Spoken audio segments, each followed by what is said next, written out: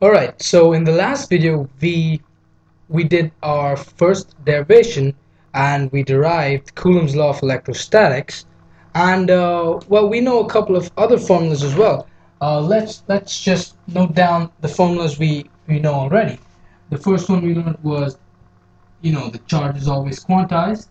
We know what linear charge density is, Q by L. We know what sigma is, Q by A. We know what rho is, Q by V. And then we did our first derivation, which was Coulomb's law, which was the force is equal to K Q1 Q2 by R squared, where K was equal to 9 into 10 raised to 9 Newton meters squared Coulomb inverse squared, and epsilon naught, well, before we talk about epsilon naught, K was 1 by 4 pi epsilon naught, and that value was 8.85 10 raised to negative 12 Coulomb squared Newton inverse meter inverse. Right? So we know that much now. Now what we're going to do is we're going to talk a little bit about how we can apply Coulomb's law of electrostatics. So we know that Coulomb's law of electrostatics has something to do with charges, right? If you have two charges, we find the force between them. So let's do an example. Say you have two charges, all right? Say you have a charge Q1 and a charge Q2. All right, let's say that this charge is 2 microcoulomb and this is 3 microcoulomb. All right. Oh yeah, just for your info, micro is going to be whatever times 10 to the negative 6. Just so you know, whatever, like if I say 2 micrometers would be 2 into 10 raised to minus 6 meters. So it's whatever into 10 raised to minus 6, okay? So we have 2 microcoulomb here, 3 microcoulomb here. Let's say that they're separated by a distance of 3 centimeters.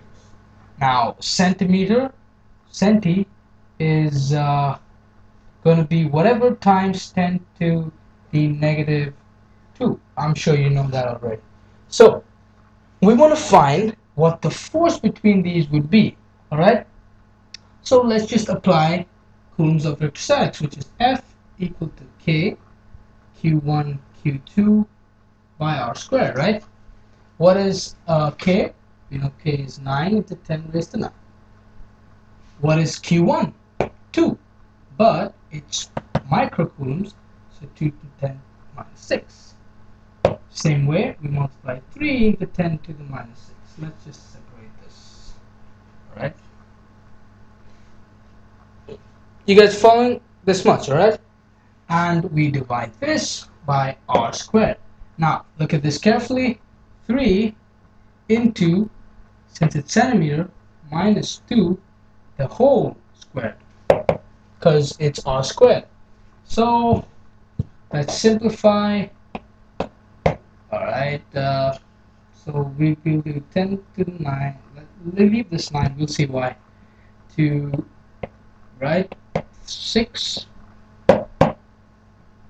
minus 12.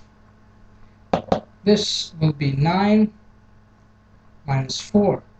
9's cancel out.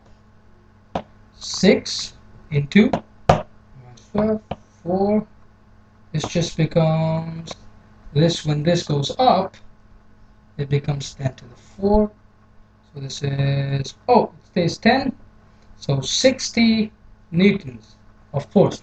This is just math. There's no physics in that. We just applied the formula and we did it. So now we know how we can apply Coulomb's law. Why do I keep saying Newton? Coulomb's law of electrostatics. See, we have two charges, we know how far they are, and we can therefore find out how much force is between them, which is 60 newtons.